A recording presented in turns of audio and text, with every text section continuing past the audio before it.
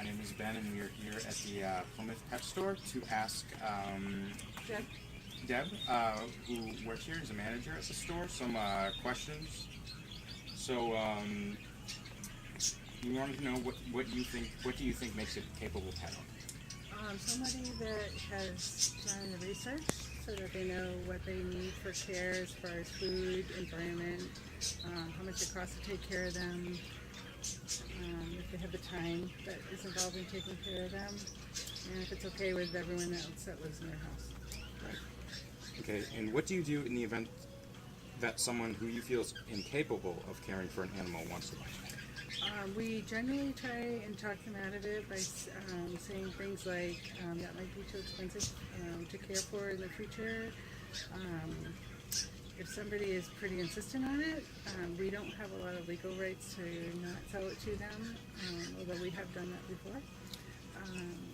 We have a no animal list that we keep here for customers that we don't sell animals to, which luckily we don't have to use very often, but generally we can use our persuasion of how difficult it is to care for them to talk them out of it. Right.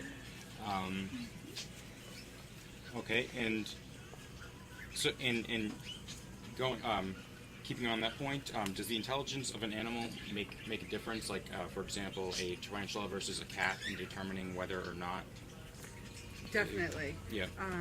Birds are the most intelligent things that we sell here. They require a lot of person interaction or another bird with them to keep them happy. So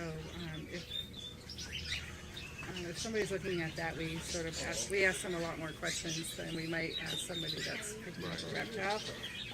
Things like tarantulas and scorpions, they don't have a lot of intelligence. They're pretty low, and most of the reptiles and snakes are very low. So if somebody's capable of taking care of them, they're not too worried that they're going to provide intellectual stimulation to them.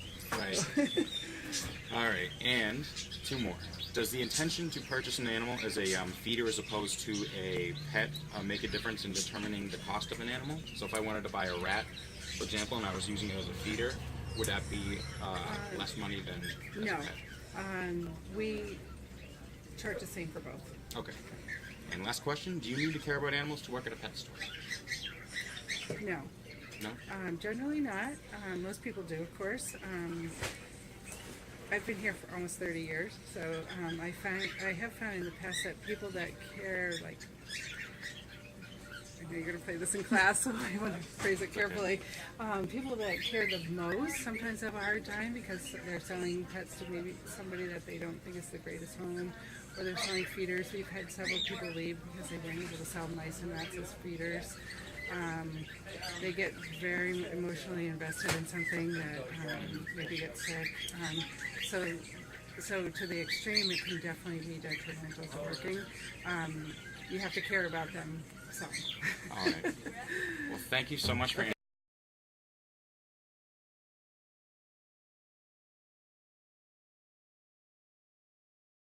we're still in Plymouth Pet Store doing an interview to a foreign employee now. What did you say your name is? Abby.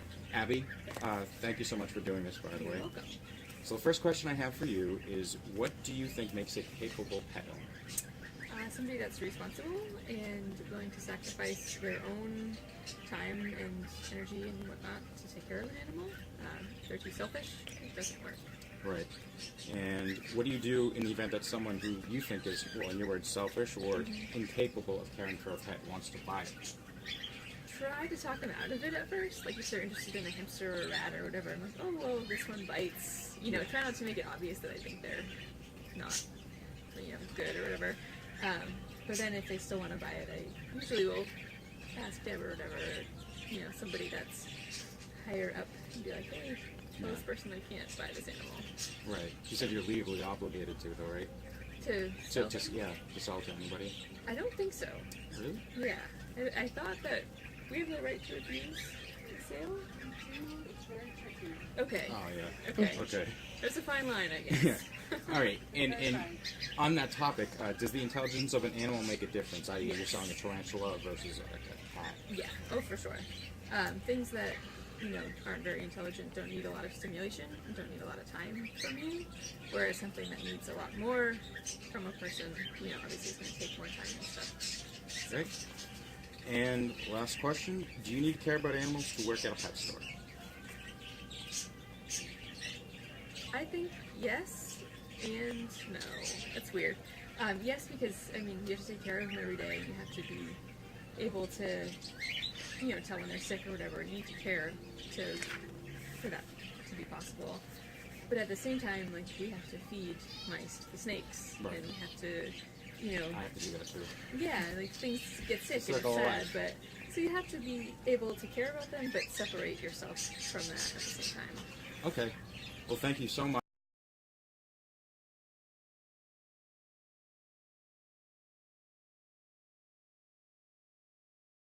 Conclusion: Plymouth Pet Store strikes a good balance between ethical responsibilities that come with selling live animals and the economic and social realities that they live in. Ethical responsibilities that come with selling live animals and the economic and social realities that they live in. Ethical responsibilities that come with selling live animals and the economic and social realities that they live in. Conclusion: Plymouth Pet Store strikes a good balance between ethical responsibilities that come with selling live animals and the economic and social realities that they live in. Conclusion: Plymouth Pet Store strikes a good balance between ethical responsibilities that come with selling live animals and the economic and social realities that they live in. Conclusion: Plymouth Pet Store strikes a good balance between ethical responsibilities that come with selling live animals and the economic and social realities that they live in. Conclusion: Plymouth Pet Store strikes a good balance between ethical responsibilities that come with selling live animals and the economic and social realities that they live in. Conclusion: Plymouth Pet Store strikes a good balance between ethical responsibilities that come with selling live animals and the economic and social realities that they live in.